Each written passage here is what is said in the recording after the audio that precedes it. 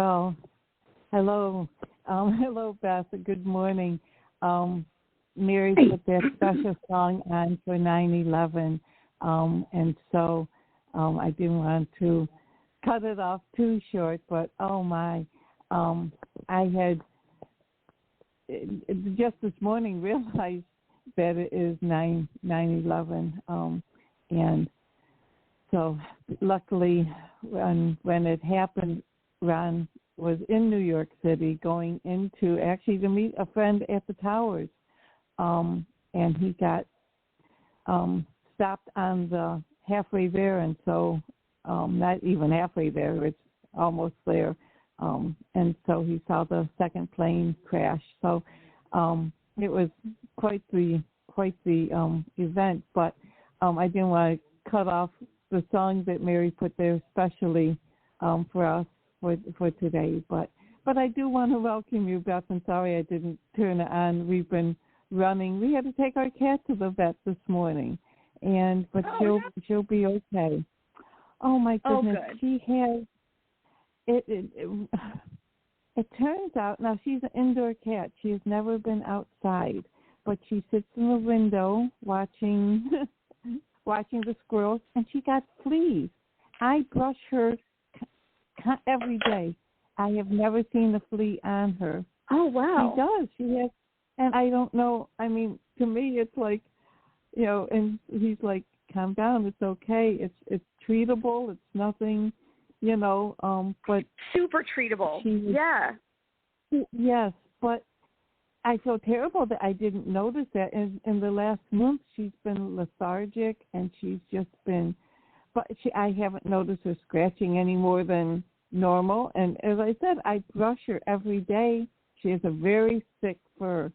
But, yeah, she somehow, somewhere, and so it just kind of broke my heart that here I'm supposed to be taking care of her, and somehow she got fleas, so we're going to have, but the doctor was, but we noticed a spot on her neck, and so we didn't know what it was, and she's been lethargic, and he said that's one of the signs. Who knew? Really? So anyway, yeah, and she's just, he said she probably just didn't know what to do. It's like, oh, poor, and she's 9.5 years old, and this is the first time ever that we've ever had that she's ever had fleas. It was all my cats. I don't remember any of my cats ever getting fleas because I've always had indoor cats, and she's indoors. So quite odd how something like that could happen. So but very. They're tiny little things, so who knows? Yeah. They can sneak in. So we just got back from the vet. We called last night, and they were able to take her 10 o'clock this morning. So we're back home with her now, and so everything's fine. So, but welcome, Good. Beth. And I'm sorry I'm going on and on, but welcome everyone who's listening. This is the Optimize My Life show brought to you by the Hope Collection. And today we have the privilege of hearing about nutrition matters with Beth Wyman. And I know that we've been talking about snacks and different with kids in school now, and different meals preparation and lunches and things like that. And I don't know if you want to continue with that, because now that the kids have been in school a week, how has that changed? And how's the big kindergartner? Oh, she's loving it. She feels like such a big kid. Good. To be able to be in school with her brother is a very big deal. Yeah. So I actually this week brought a bunch of questions that I've been answering throughout the week to do like a little mini Q&A with questions that I've heard So it's like I'm going to read the question and give the answer, even, yeah. Just because there's been a lot out there. I feel like when the kids go back to school is the time where parents tend to refocus on themselves and look for more, like, help focusing on their own health too. Now that they've got time without the kids and they're back in school, it's when I tend to see a lot of moms reach out for like one-on-one counseling is after school starts again. So there's a lot of misinformation online, right? And that's usually where we turn to first when we look for information on anything, right? Is to go and Google it. And that's not yeah, that's not always the best choice.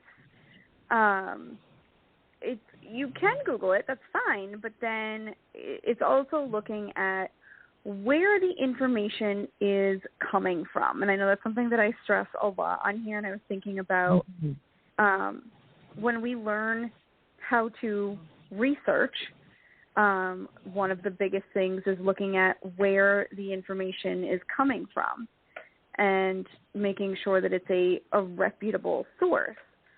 And so it goes so far as, like, even if something's published in a journal, that doesn't automatically make it a reputable source. Think about, like, letters to the editor or editorial pieces. These are published, but they're opinion-based, right? Yes. Versus fact-based. And it's not that those things are wrong. Usually those things are what, like, generate further research or further action. So they definitely serve a purpose or are important, but it's not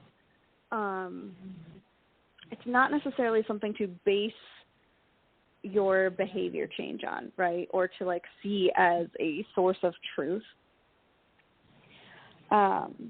So looking for, when I go looking for, like, a research article, I'm looking for something that's been peer reviewed, right? So not only has it been written by an expert in whatever the field is, but then in order to be published in that journal, it's had to be reviewed by their peers, right? So read and edited and approved by other experts as well before it can be put out.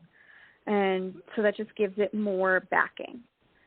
And then there are, so like for my field, for nutrition specifically, there are guidelines and recommendations for different interventions, right, that we would take with food. And then all of those interventions are actually rated, right? So the Academy of Nutrition and Dietetics for members has what's called the Evidence Analysis Library. And so you can look up, like, a condition and look through the evidence supporting different interventions.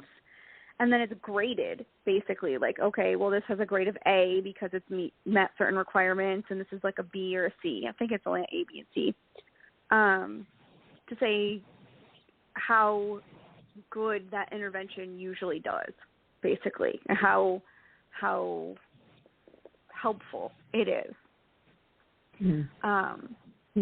So when you have an expert saying something, it's backed by a lot more than their opinion. And their opinions even are typically founded upon facts and research and right, this is the difference between professional opinion and personal opinion.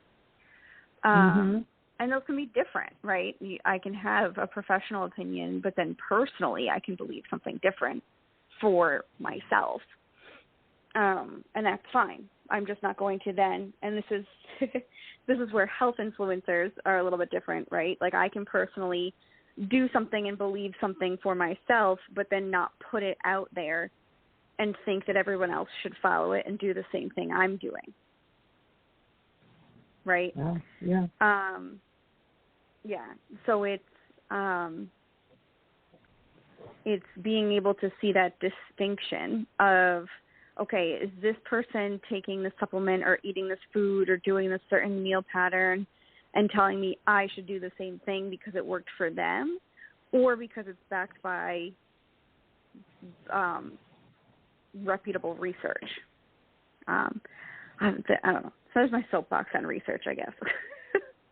A lot of the questions this week were about like, oh, well, I saw this online, and I'm like, oh, okay. And it's always important to remember that I feel like there's so many people with an interest in nutrition, right? And that doesn't make them an expert.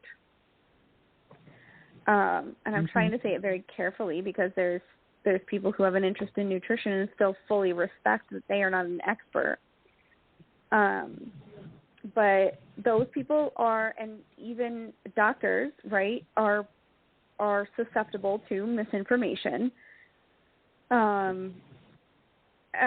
But these things that are out online are catchy and easy to kind of like take and apply a lot of times, right? So something that I heard at like a family party that I just chose to ignore was somebody going on about their gluten-free, dairy-free diet.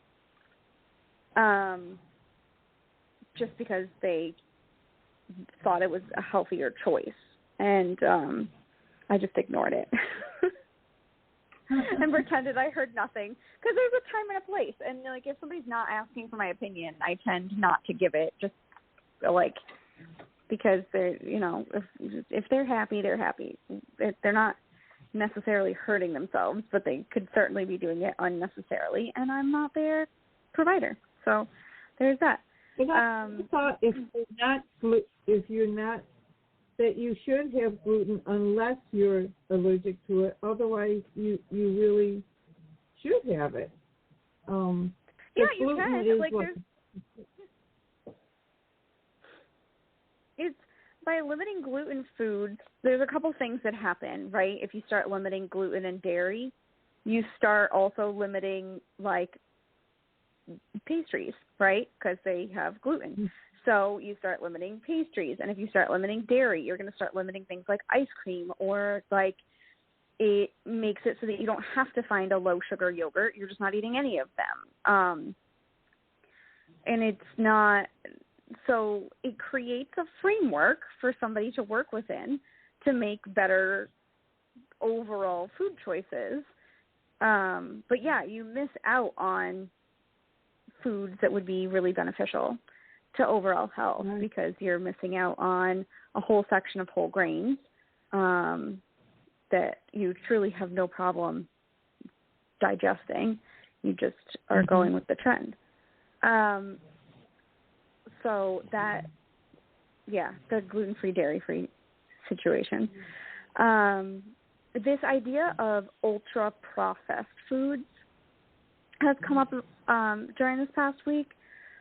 Well, do I need to avoid ultra-processed foods? And I'm like, I don't think that has an actual definition, right? And I know I've said before, like a lot of food terms are regulated by either the FDA or USDA, depending on what it is, so that there's consistency and you don't have brands misrepresenting themselves. I'm just double checking. There isn't yet.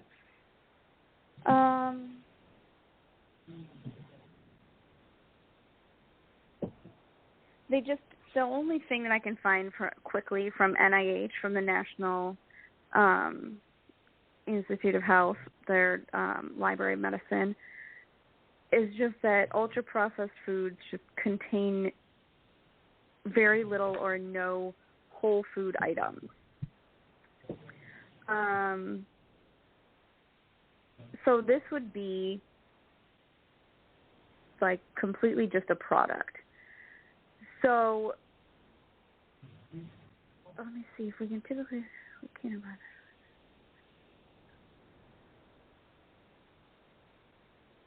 that.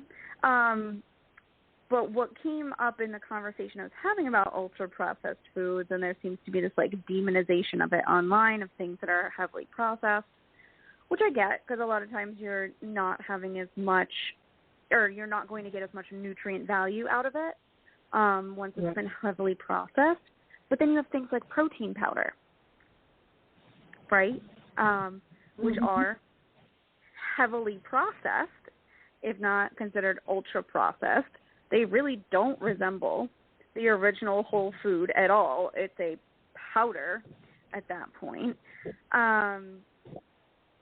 So and then it becomes, well, then is protein powder, quote unquote, bad as well? And there are many people who may avoid ultra processed foods, but then still have protein powder. And so it's almost like you have to release the, like, what was that? Where do you draw the line then?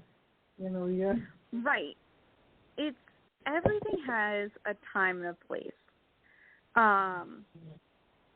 So it's really coming down to, well, why are you looking to label these foods, and why are you looking at them as quote unquote bad, right? Like, what's the end goal, I guess? So typically your ultra processed foods, the general idea that comes up is something that's higher in sugar, very low fiber, very low in terms of like vitamin and mineral content. And so this picture that's painted when ultra processed foods come up, those are things that you would want to avoid. However, if you think about any kind of supplement or powder, like protein powder, that's going to be heavily processed, but it has a time and a place. I usually have protein powder every day. Like, so from my personal opinion, I've got no problem with it. I use it all the time.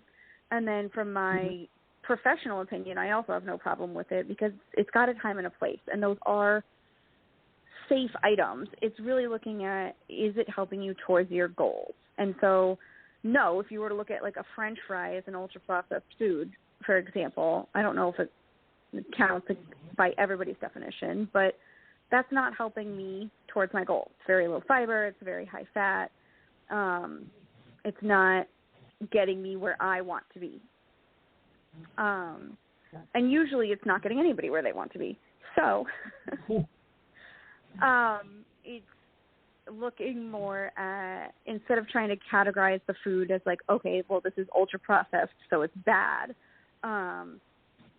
looking at like, well, why are you eating it, and how is it helping you? How is it nourishing your body? And really switching the narrative to looking at the food itself and what it's doing versus trying to like fit everything into a box and getting really dogmatic about like the processing of the food and how that was done. Because then it kind of spins the other way, and you get people that are like, well, everything should be unprocessed. And then you get into like the raw milk situations where it's like, well, it's less processed, so it must be better. And it's like, no, there's a very good reason that we pasteurize our milk. It's so you don't get sick. Like, please don't drink it raw. That's a huge public health issue. And just food safety issue. So that came up as well with this whole idea of processed versus unprocessed foods. And if you think about, like, even bread is a processed food product. It no longer looks like the wheat or whatever kind of bread it might be that it started out as. Right? Like, it doesn't. So you can get really ingrained with it and be like, well, then I can't have bread because it's been highly processed, and I can't have, anything that doesn't look like the original product. And I'm like, this is where it gets into. It's like people that say, well, I don't want anything genetically modified. Then you don't eat any corn, you don't eat any most of the fruit, I was reading a thing, how even, fruit over the centuries, because the bread, you have hybrids of different fruits, and how different they were back in the Middle Ages compared to, and look at corn. I mean, corn, you wouldn't eat it if it was how it was 1,000 years ago originally, because it's been hybrid. So, I think people confuse, genetically modified things with, some Frankenstein thing. I think, but it's, yes, they do. And there's also this confusion that genetically modified food is somehow going to change your DNA and your genetics. Right. I've heard that too, and it does not. That's not how it works.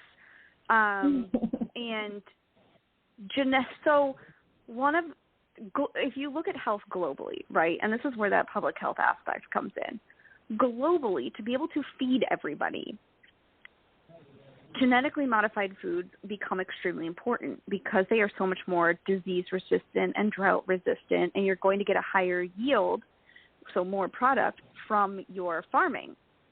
So this is not even talking about increasing the size of the farm, just increasing how much of the product isn't going to get wasted because it rots or it gets eaten by bugs or it doesn't ripen in time. Like all these, I'm not a farmer, but like the reason for the genetic modification is to get a better yield out of your farming. And this used to be done slowly through like hybrid items, right, of like splicing different things together to create a new product. Like it's, and then this just speeds it up. That's all. And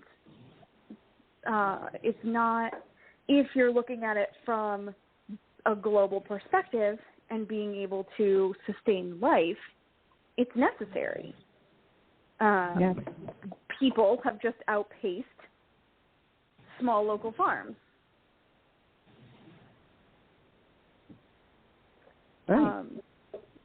I don't know. So there is, I mean, same thing. Well, I know we've gone down the organic path, and we don't need to do that today. But it's another label to be put on the product. It's usually right on the front of like, oh, this is a non-GMO certified product. That's great, but then like there's other things that might not have a label that you're not going to tell whether or not it's non-GMO. So it's not, I don't know. I'd have to look exactly about that labeling process and how they end up with the sticker, but, what if, right? And so take this as something that somebody listening can go look up for themselves. But, like, what if it is, like, a pay-to-play thing? So, like, organic, where you have to pay and be inspected in order to be organic. What if it's similar if you have to pay extra to be certified non-GMO? And somebody just doesn't, somebody being the farmer, just doesn't see the benefit in paying for an extra certification. Right? But then you might not ever know that something is a non-GMO product if that's what you're looking for. But that is, a lot of times when somebody comes to me with a very strong opinion, I tend to try to work within it and then slowly change it, right? So, like, if they're very strongly against GMOs, like, we have an open conversation about why, and, like, and then, like, work within that framework at first to change some of their food choices just for their overall health, and then work on introducing some GMO foods too. And a lot of times it comes down to cost. And that's how I finally get them to switch. I'm like, you really, like, that's really what you want to spend on groceries every week? It's like, well, no. And I'm like, okay, then consider what's important. So that's the ultra-processed food. The other one, I've got so many, and I want to like key in on a couple of them. Seed oils have come up, and how dangerous seed oils are and how bad they are for your health have come up quite a bit recently. And this actually came up in a professional setting. This was not a question from like a client or like anything I got online. This was actually in a professional setting with a non-dietitian being really concerned about eating seed oils and that they were like harmful to your health. Now keep in mind, anything in excess will be harmful to your health. True. Anything. Right? Like if you drink too much water, you will die. Like it's just right. And I remember years ago there were news articles about a fraternity that instead of funneling beer, they were funneling water, and they were having water toxicity and dying. So, like I think that also gets forgotten, that you can have too much of absolutely anything. Even oxygen. Like if you're going to get so can you have too much of a seed oil? Yeah. Can you have too much of any oil? Absolutely. Because I've had people that are like, well, I use olive oil. And I'm like, yeah, but you're using so much of it that it's now too much, and you're getting in way too many calories and way too much fat for your day. And so then it's like dialing it back and finding other ways to flavor your food and things like that, which to me, olive oil doesn't really have that much flavor. So, but seed oils, right, if we go back a little bit, so for somebody that has not heard this out there at all, the idea behind it is that seed oils are high in omega-6 fatty acids, right? And so omega-6 fatty acids are what's a good way to put it? They're considered an essential fatty acid, but they're considered not as good, I guess, because they're polyunsaturated. So things like olive oil that we hear touted as being amazing, those are called monounsaturated. And this just comes down to the number of carbon bonds in the oil, in the actual structure of the oil, and then how it can be broken down by your body. So the idea is that, like I was saying with people who get rid of gluten and dairy, right, if you reduce your intake of seed oils, you're also usually reducing your risk of highly refined foods. So back to like my French fry example. So yeah, if you cut that out, you're probably going to start to feel better because it's giving you a framework to work within to avoid foods that really aren't nutrient dense. The thing is, though, is omega-6s can actually help lower cholesterol and reduce the risk of heart disease. So it actually is something that's good for you, just not in excess. Right. So if you're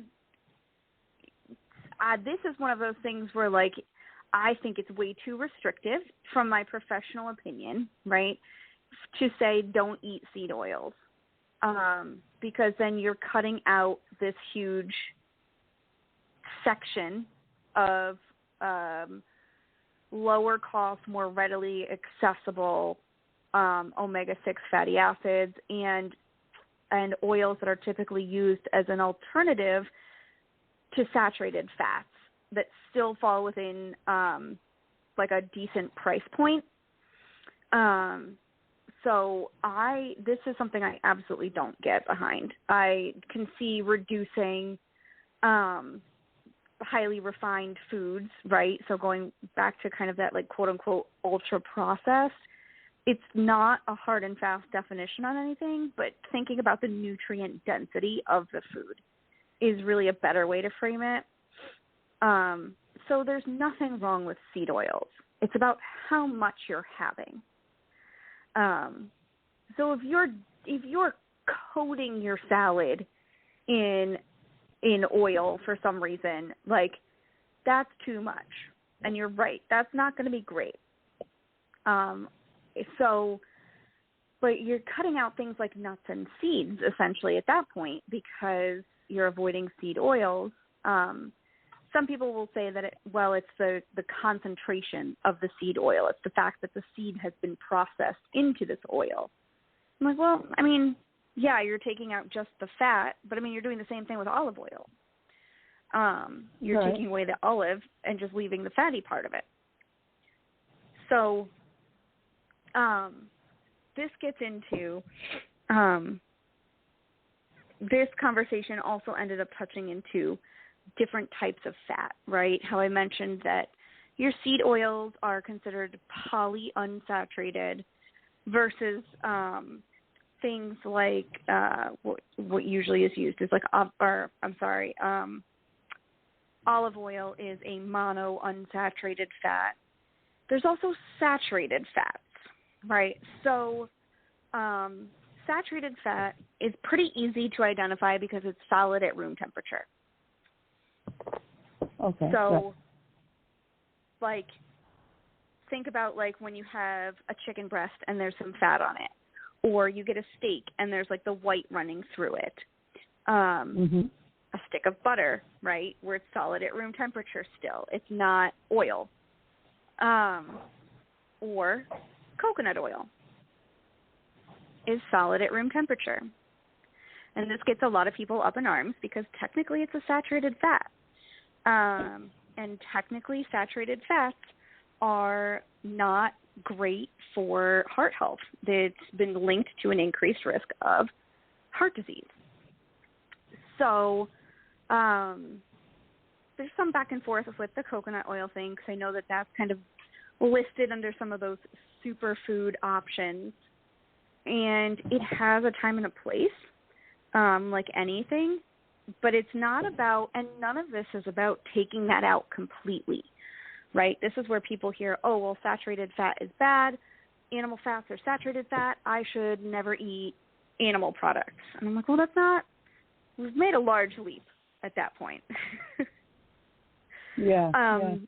In any of these, it's not about cutting anything out completely. It's about watching how much you have. So that's where when I see people that have gone towards like a vegetarian diet or vegan diet citing health reasons, through more conversations, a lot of times it comes back to heart health and the like fear of saturated fat. So I'm not saying that you need to cook everything in like butter and bacon lard, or bacon fat or lard. But it comes down to how much, right? And so thinking about like, so listen, a good pie crust is made with lard. It's made with a saturated fat because it stays solid at room temperature when you're cutting it into the dough, but then liquefies once it's cooked. So you get a flakier crust. It's like, so if you're looking to make a good pie, right, oil is not the way to go. It's not going to give you the right texture for your crust. Right. But then it's like, okay, well, how often are you eating pie? If you're eating pie enough that the way you're making it matters, you're eating pie too frequently. It's like, the bottom line. Yes. It's like you've lost sight of the true issue. It's not actually a breakfast food like my mother has always thought it is. But you have fruit. You have whatever. It's just like, it's like a pastry. I'm like, also probably not something we should be eating for breakfast. Right. But as a kid, that's what we always did after Thanksgiving. What other seed oil is there? I'm just not thinking. like seed oils? Yeah. So seed peanut oil. That would What? be peanut oil. Peanut oil? Yeah, I thought I had a list up. I don't Hang have. on.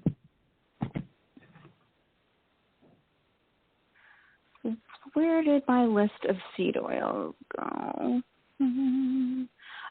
Seed oils, canola oil, they consider corn oil, cottonseed, soybean oil, sunflower oil, safflower oil, and peanut oil. Oh, okay. Because so here's the thing, though. I don't use a lot. I do use corn oil. Yeah. I can't think of when, but I know I think when I made a cake, in the cake mix, asked for a cup of oil or a quarter cup or whatever. So that's about the only time I use it, because I don't eat fried food very rarely. I don't fry anything at home. So, okay, I understand. Yeah, and it's when I'm talking with somebody about reducing saturated fat specifically. So say it's somebody that's eating like a ton of really high fat food. One of the first things that you can do is do some replacement, right? Instead of completely removing certain foods, changing what they're making. And so this is like what I was talking about, like eventually you need to address how much pie you're eating, but if somebody's really like unwilling to change, you're like, all right, well, let's make this one little swap, and then we can still work on reducing it as sort of like an example. But saturated fat, one of the benefit of it is that it's really good at high cooking temperatures. It's not going to burn. So that's why I said like everything's got a time and a place, right? So coconut oil does impart a little bit of a different flavor on things, but if it's something that will work well with that flavor, it's actually really great for cooking on the stovetop, so like sautéing and things like that, because it's not going to burn. Same thing with like your vegetable oils and seed oils. So some places will use peanut oil to fry things because it's very good at high cooking temperatures. And then you're not going to burn the oil, which tastes horrible, versus things like olive oil are not great for high heat cooking because the oil will burn and you're going to get a very like burnt, almost like plasticky taste out of it. That's actually one way to tell whether or not your oil is still good, is if you open it and smell it and it smells like plastic, it's gone rancid and it's actually now bad. Yeah. So and we also have to think that eating seeds and nuts is very beneficial, and that's something that is generally promoted. So, yes, refining it down and having just the oil piece of it over consuming one part of that nut or seed can be detrimental just because you're over consuming. But generally consumed in moderation, there's nothing wrong with it. And it can actually improve your cooking because you're not going to burn the oil while you're doing it.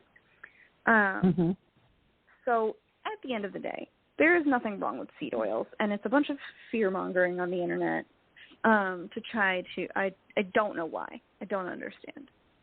But it's one of those things that kind of just like caught fire and has run rampant. It's like when there used to be stuff out that like artificial sweeteners made you gain weight, which is just not possible. It's just one of those catchy things that catches on and flies around. So this comes down to one of the other things that the questions I've gotten, right? So labeling things as like a bad food, or going so far as some things you'll see online will call something like poison. And there's plenty of things out there saying you shouldn't buy food with ingredients you can't pronounce. Yeah, we talked about this. Yeah. Oh, I think we did talk about this, right?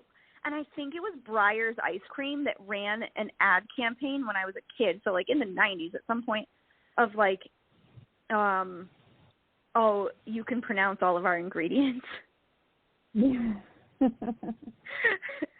And like looking back at it now, I'm like, oh, it's still ice cream.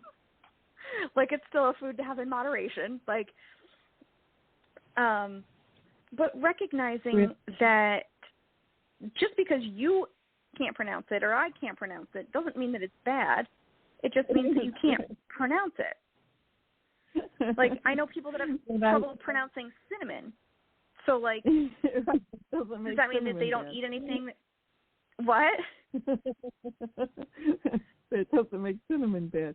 When I worked I worked in the office at a grocery store chain, and somebody had called and complained because they bought Breyer's ice cream, and there were black flecks all through it.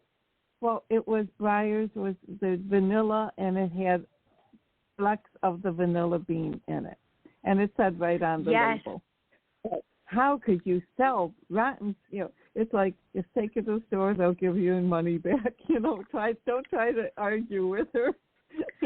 No, it's not worth explaining. Just because you don't understand doesn't mean it's bad. That's a great way to put it. Just because you don't understand doesn't mean it's bad, and that's. As humans, I feel like we constantly do that. We think that things we don't understand are bad. And it's been like that for forever. I mean, and that fear served us at one point for survival, but that's not necessarily what we need now. And so it brings up this question for me, though, of if the true science and research shows that these things are okay, why doesn't the general population believe it? And why do these stories continue floating around? Right? This might be a question without really an answer, but like what would make true scientific fact cool enough to be taken as the truth?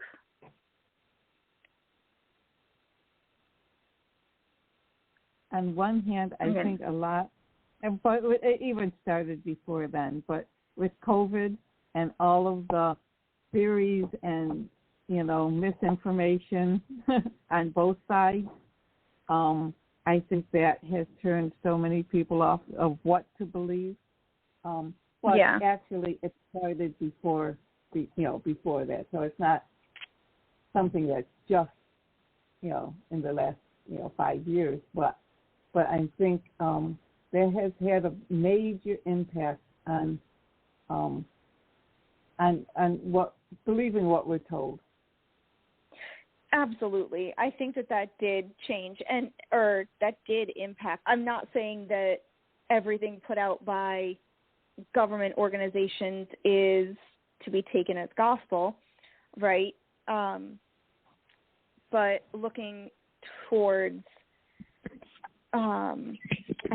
looking towards research, true research, rather than somebody's personal experience. Exactly. Right? Because the CDC has been known to mishandle stuff. So it's not. There is a human component to government organizations. Like we are still humans, or they are still humans, I guess I should say. At the end of the day, an interesting book. It's not a quick read, but with like the CDC type stuff would be "And the Band Played On." It's about the AIDS epidemic. Yeah. Right.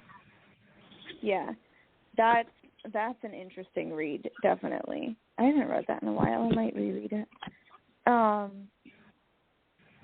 Beth, I got one for you. Oh, hi. Yep. Back in the old days, Linda, when we grew up, they said, well, is it live or is it Memorex? And now I love children fashion. My niece is a fashion show designer and all that kind of good old stuff. But then I was watching some stuff the other night on YouTube, and I go, no, wait a minute. Is it live or is that artificial intelligence? And then when we was raised, we thought that when God said it was good, salt was good and it was good, not necessarily in that order, but we knew the difference between good and bad. But then there came an era where Michael Jackson, bless his heart, they said he's bad. Now, wait a minute, I'm confused now. Is he good or is he bad? But when they say he's bad, that means he's good. So if they say bad means good, what does good mean anymore? Oh, yeah. So we're confused now when the play on words, and of course the English language has 3 or 4 different connotations of every word that you can come up with based on how you use it. So nowadays it's like, okay, do we believe what they say about this and sugar and beets and oil, and do we believe? And that's where the confusion part comes in. We've been mistaught so long that now when people see the truth, they don't actually recognize it as the truth. And if the truth is the truth is the truth until it ain't, but we just don't know what to believe anymore. Yeah, and so it's really how do we make it so that there is a source of reputable truth again? And I don't have an answer for that. But that would be ideal to have one spot where it's like, okay, I heard this. How do I figure out if that's really true? And a lot of times there's not always a clear answer because it might be true for one person and not another. Right? Like, what always comes to mind with stuff like that is like people with very, very, very bad kidney disease. There's a whole host of foods that they just cannot eat because it's like their kidneys just can't deal with it. Versus for somebody else, it's a great food to eat, and you should be having it all the time. So it's there's always going to be exceptions, right? And so, but even if there was like just a trusted place for general knowledge would be really cool to have. But I don't know how you would get everyone to trust something again. Yeah. When my first job actually back in the 70s was at a newspaper, and a lot of the news all came back then. All the national news came from the AP wire, and so. But I would always ask, okay, but who's writing it? What background do they have? They're putting all this stuff out as facts, and everyone's just going along and believing and reading what they wrote, but what, who is, where is this information coming from? That was one thing that I was just always, local news is one thing because you kind of knew the reporter and you, in a small town, you knew the people. But on the national feed, sometimes you're just wondering, wait a minute, what, who's, what's their background and what is their bias? And so, I don't. Okay. Okay. Yeah, you don't always know. No, that's fine. It's true. Like, how do you know that it is an unbiased report, right? And I think that becomes some of the issue of how do you know it's unbiased, and there needs to be clarification around that so people know who they can trust and how they can, better than just saying like, hey, here's a list of people you can trust, how they can determine for themselves whether or not a source is trustworthy. Mm-hmm. Right. And that's something I try to do, of rather than saying like, hey, this, and this are great places, being like, well, no, this is how you can tell if it's a good or bad source. Like, and then anybody can go and look for themselves. Beth, back in the old days, my granddaddy controlled the TV, so whatever the channel it was on, you don't mess with the TV remote or go over and flip the channel. But he was always real big, Linda, just like you said, when you hear it on the news, everything that you hear, you don't have to believe, but sometimes that's the only guidelines, especially us old people have, especially if we don't read so well anymore. But when the weatherman came on, for instance, Beth, he would give the forecast for the whole week, and they always told me to this very day, I got too many questions. I said, Grandmama, well, if the weatherman gives the forecast for the whole week, why does he have to come to work tomorrow? And she would say something like, well, baby, he don't know what the Lord is going to put down. And then they say, money is the root of all evil. But on the back of every dollar bill that you see, it says, in God we trust. So it's a kind of just in the middle thing. And the last one, you know, the divine creator took us out of eternity and placed us in time, and he gave us something called choices. So you get a chance to choose what you believe, and Linda gets the same opportunity. Now, she comes from a different walk of life, a different culture, a different part of the world. She might just naturally have a different perspective on different things, but just because she believes what she believes doesn't mean it's not the truth. So here's the last part of that.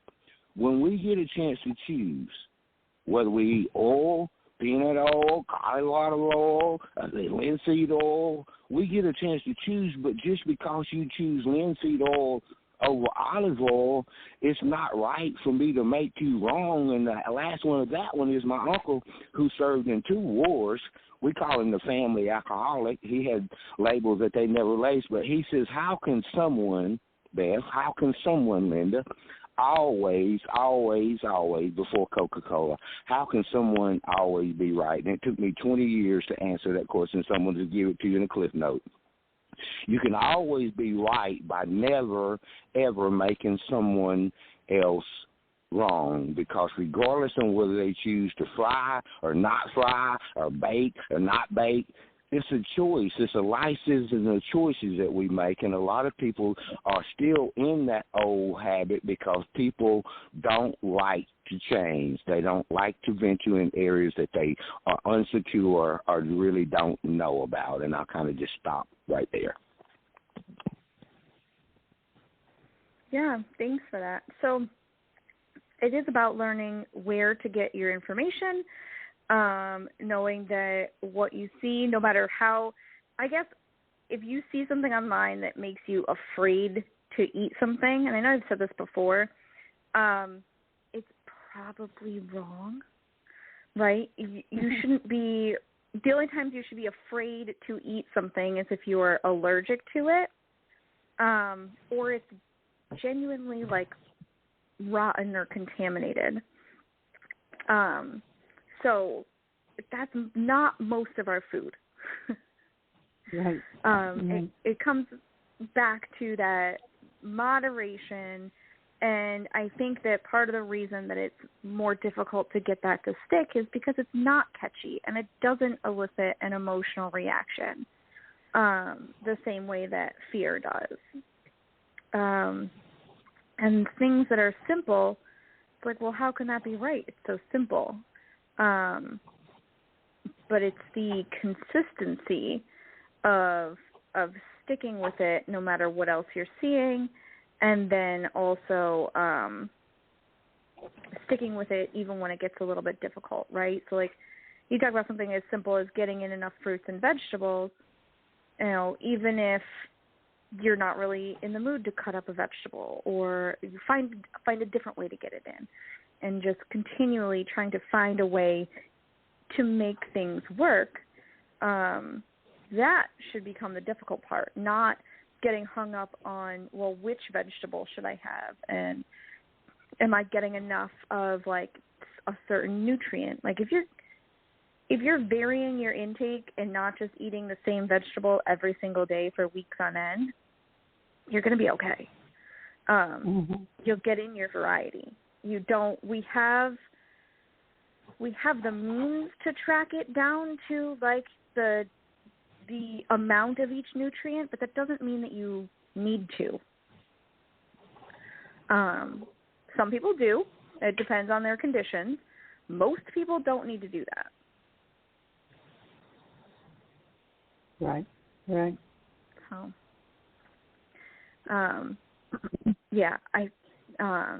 so there's definitely some I didn't get to that I'm going to just highlight so that we can do it a different day. But I had questions about like oatmeal, leaching minerals from your body that I definitely wanted to do.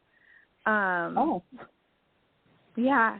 And then one about like being afraid of getting deficiencies, which I guess we kind of touched on. Where I'm like, you don't need to track everything as long as you have variety, and then superfoods. I'm highlighting them. Okay. So I remember them for next time. The concept of superfoods came up too. But Beth, what about one of the main ones, like fiber, to keep you regular? Is that something that people have? Go ahead, Beth. Yeah, fiber is really important. That's not a specific food. You can find fiber in a lot of different things.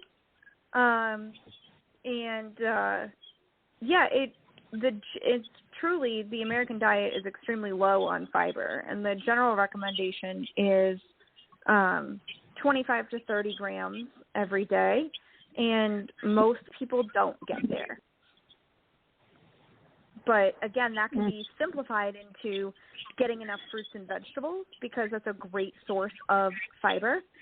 Same thing with switching things to whole grains is another way to just very easily make a replacement and increase your fiber intake.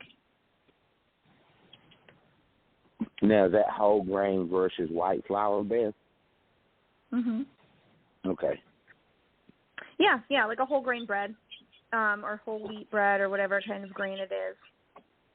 Same thing with like pasta, doing like a whole wheat pasta, or even my kids won't eat it, but I like it, the chickpea pasta. Yep, incorporating more beans and legumes into your diet will always increase fiber too. But that's not, they don't typically tend to be part of like the standard American diet, which is really too bad. It's a great source of fiber and protein. And the beans, yes. Or just something as simple as a 3-bean salad. If people think, I don't like, like beans and rice or something like that, or just bean soup, that's 3-bean salad. I mean, you don't have to eat it every meal, but you get. That's our 60 seconds notice. You get a, and it's almost, I always think of it as a summer food, but it doesn't have to be. And it's something that you think of as a treat. Well, treat yourself to something, simple like that. Yeah, 3-bean salad is a really great choice. So, all right, I know we have 60 seconds left, you said. I'm most active on Instagram at Beth Wyman _RD, or you can always find me in the Optimize My Life Facebook page. I love questions, so always welcome that. Wonderful. Well, thank you, Beth. And thanks for sharing, Beth. Today. Thank you, Linda. Yeah. All right. Have a great afternoon, guys. Okay. Bye. Hi, Beth. Oh, yep. Hi, it's Ron. How are you this afternoon? Good. How are you? Good. I wanted to let you know that we are embarking on an incredibly exciting new level of exposure and opportunity. And with the Hope Collection out of Buffalo, we've been given the opportunity to join in WBUF radio station. They have an annual expo, health expo, and it's called the Aqua. It's a big marina in Buffalo on the Niagara River, and organizations like the Susan Coleman for a Walk for the Cure have held their meetings, special expos there and things like that. We have been invited, and I'm planning on participating with the Cambridge Health and Wellness financial end of things, but we will have a table, and we will be yes, Mary was telling me. Health and Wellness. Go ahead. Do you have the dates for that? I believe the one in Buffalo is October 19th, but it could be the 14th. I could be wrong. He just sent us over. Dale Martin is the sales manager. He hasn't sent it over yet. Oh, he hasn't sent it to your computer yet. He sent it to me. My computer is in there going to pick it up. It's been in the Geek Squad getting fixed. So he sent all for the computer. I got the contracts and everything like that for it. But it's a Saturday, and it's a morning till, let's say, dinner time expo, location where lots of people come. Plus, we will have radio broadcasts. We'll have advertising and promotions going on, and commercials going on before and after. This is a big thing. It's going to be fun. And it's also a lot of fun. We have done expos before, and maybe you have two expos. You probably have. So we'll talk about what we'd like to do. But my call is I wanted to make sure that I got an opportunity to ask you with, number one, would you consider joining us for it? And I know that's a trip for you to come to Buffalo, but would you be willing to do it? Let me just double check the house schedule, but I will, let me look at it and get back to you. I'm pretty sure I have your cell phone number. Let me just double check. Yep, I do. So I will give you a call after I check the house calendar and make sure that that's okay. Okay. And then we can talk about like what you're looking for out of the table, like what your goal is for being at the expo, so that we can make the most out of it. The goal is to have you have lunch on us. I can finally taste. Okay. No, come on, seriously. But we'll get more information. Yeah, we'll be talking more about it. My email. He did not send it to me yet. Okay, well, he said that's on my phone, so I have it. I can't get it off my phone right now because my computer's not here, which is what we got to go do. Anyways, very much exciting things going forward. Not only is this expo in Buffalo, but the fellow I'm working with, Dale Martin, who has been very close part of the Hope Collection and different projects and more going forward. He is sales manager for the radio station that she owns in Atlanta. And so this expo is going... We're not going to Atlanta. Well, they are. We're not planning going to Atlanta. Well, they say they're going to get airline tickets, I'll be there. So, anyways, we'll fill you in more information, but I wanted to let you know I'm very excited about this and excited that we could offer the opportunity, if we could, as we demonstrate what Hope Collection can deliver in terms of the kind of direction and help and exposure to what we have to offer. So, because it's you, one of many things that we want to talk about. So I just want to introduce that to you and get on the calendar so we can talk. Thank you. Yeah, absolutely. And I will give you a call after I take a look at the calendar, okay? All righty. Well, we're going right now to pick up Ron's computer. He's been using mine all week, and I'm so used to me using mine. It's difficult. I don't like to share. What can I say? So we're going to go to his computer. All righty. Yeah. Well, thanks so much, Beth. Sorry, I didn't mean to ask questions and kind of get you sidetracked from what you had planned, but that's fine. Next Wednesday, we'll be in Florida. So come to think of it, we leave Tuesday morning for Florida, and we're back Sunday, but we're going for a couple of days. I'll check with Mary to see if she can open, or I'll get somebody else to open the show. So okay, sounds good. So that will work, but we'll have it worked out.